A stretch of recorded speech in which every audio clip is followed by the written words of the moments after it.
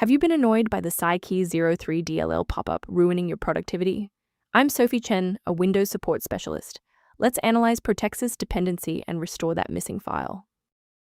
While we cover the technical fix for psikey 03, you can also find a professional utility to assist with workstation optimization. This is the psikey 03, the Protexis licensing library. It manages unmanaged hardware ID verification and license persistence.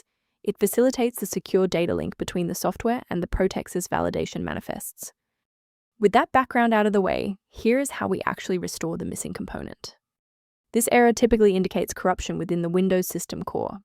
I recommend launching command prompt with administrative rights and running sfc/scan now to automatically replace missing or compromised files, such as psikey 03 DLL.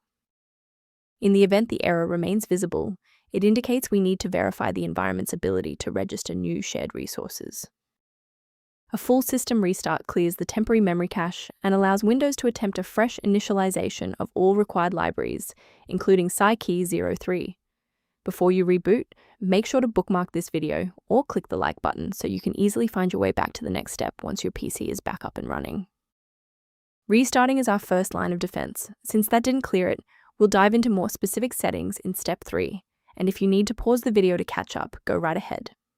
If the restart didn't fix the performance alerts, we need to rebuild the Diagnostic counter registry. First, open command prompt as admin. Second, you're going to type lodctr//r, then hit enter. Why are we doing this? Well, while these files almost never break, their registration in the performance registry Hive does. This command wipes those entries and rebuilds them. A brief word of caution: not all solutions found online adhere to professional security standards. The risk of a blue screen of death increases significantly when you attempt to manually swap out files like psikey 03 DLL in your System32 folder.